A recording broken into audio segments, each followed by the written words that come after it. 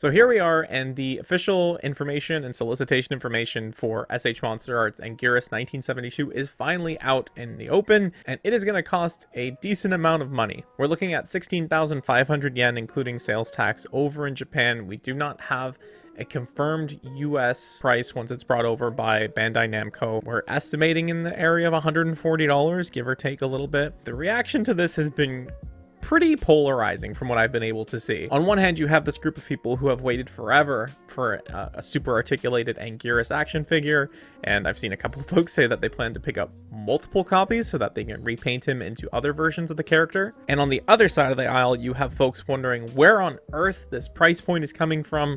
Why is it so overpriced? Why is Tamashii price gouging people? They know people have been waiting for Anguirus, so they're exploiting them. Like, all kinds of different reactions. If you watched the stream clip I posted earlier this week with we went back and forth a little bit on where we thought the price might land and how it depended on what kind of materials they might end up using. If they went the route of rubber or vinyl, we anticipated a little bit less expensive, but then you have to worry about degradation of materials a little bit faster with time. But then if you went with the methods of injection molded plastic, then you know, it would be a little bit more resilient. It would stand up over time, but it would definitely raise the price. So with this video, I just wanted to offer my 2 cents and why I think this is so expensive relative to other releases in the line. And there are 2 things to really talk about. So on one hand, there is the web nature exclusive of this release, and while that is not anything new, I think it is worth bringing up and revisiting. Like other web exclusive releases, these are made to order in Japan, so they could sell 1,000 of them, they could sell 10,000 of them. The price tag for the figure, however, is determined by a minimum order amount. It's basically the fewest number of figures that they can sell to make the production actually worth doing. I've talked about this before on the channel, but you know, really quickly to revisit, it costs tens, if not hundreds of thousands of dollars to create the steel molds that you need to design and produce the figures. Now, you can absorb a lot of these costs if you just happen to sell a lot of figures. If you're selling 50,000 figures, then a $50,000 steel mold, you just amortize it's $1 across each figure produced. It's basically nothing. But if it's $50,000 to make the mold and you're only selling 2,000 of them, well then all of a sudden you're adding $25 to the cost of the figure just to get your tooling costs back. And so from Tamashii's perspective, if they're going in on this minimum order amount, then they're pricing it under the assumption of their lowest selling amount. Like, let's say it is 2,000 Anguiruses that end up getting sold. It's probably a lot more than that, but you know, $50,000 worth of tooling, 2,000 units being sold. So, you know, you're adding $25 to the cost of the figure just to get your tooling back. On the consumer side, this is a bit of a double-edged sword, because on one hand, you get to have the characters and the figures that you may not otherwise be able to get if you only rely on mass production like a general release. But on the other hand, there's no benefit to the customer if the amount of people that actually want the figure is much higher than the minimum order amount. If Tamashii goes in expecting 2,000 people are going to buy it, but then actually 5,000 people want to buy it, it's not like all 5,000 of those customers get to reduce the tooling cost and pass on the savings, right? Like, everyone's paying that minimum order amount. Now, you could say that so many people have been waiting for Anguirus that there's got to be a large number of people that would pick up this figure, and therefore their minimum order amount should be a lot higher and bring down the overall cost of the figure. And I actually agree with you. I actually think there's going to be a lot of people that are interested in this figure and wanting to pick it up. But I do think that the price is also being influenced by the next thing I'm going to talk about. There are some character designs in Toho, Godzilla, and other franchises as well that just do not lend themselves well to manufacturing processes. And just because a character can be done easily in one manufacturing method, like a soft vinyl figure, doesn't mean that it's as easy to do in something like an injection molded action figure. And to go further in on this topic, I thought it was most productive to actually let you listen to someone who does make Godzilla action figures. So here's a clip from the Figure Mania show where Kyle Wadaga was invited to join us, and we talked a little bit about why Anguirus is so challenging to make. Kyle, I think you've mentioned before that like a character like Anguirus with all the spikes, like that's a manufacturing nightmare, isn't it?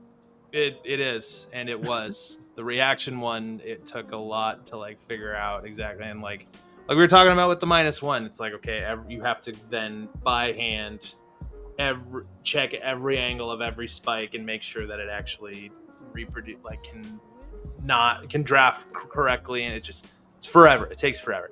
It's worth it because Anguirus rules. Anguirus is the best. I wish we could make more Anguirus, but it is an endeavor, but it's no more of an endeavor than any other sculpting issue project that we have. So it's probably even why other companies like Monster Arts hasn't done it too. Is just because it's probably a sculpting mold nightmare with its carapace and stuff. And the second you don't do it correctly and you don't have it draftable and all that stuff, then the factory separates those spikes and glues them in, and then your cost just goes up and up and up and up and up. And so you have to be very careful and very methodical and strategic on how you execute that stuff. Like I said, even the reaction one, not without its issues. So, and that's a fraction of the complexity. I wonder if it also has to do with the size of the figure too, because reactions are fairly small, that definitely helps. Like X Plus is you get your big 30 cm versions of Anguirus and stuff, and they seem to do them a-okay. But that's vinyl. That's different. It's a softer material that you can pull out, and it'll just go right back to the spikes. So I mean, there might be a world where it's you can do his vinyl backpack with spikes, and that might solve that. But then is that gonna feel weird? Is that gonna be cheap because it's is that gonna feel cheap because it's roto or whatever? But there's some engineering thought that would have to go into it. I think you are right in that might be a reason why people avoid him a little bit. Yeah, so. I was looking back at the Reveltech Anguirus that's out there. The spikes are very soft vinyl-like material compared to the rest of the figure. So maybe that's how they were able to pull that one off.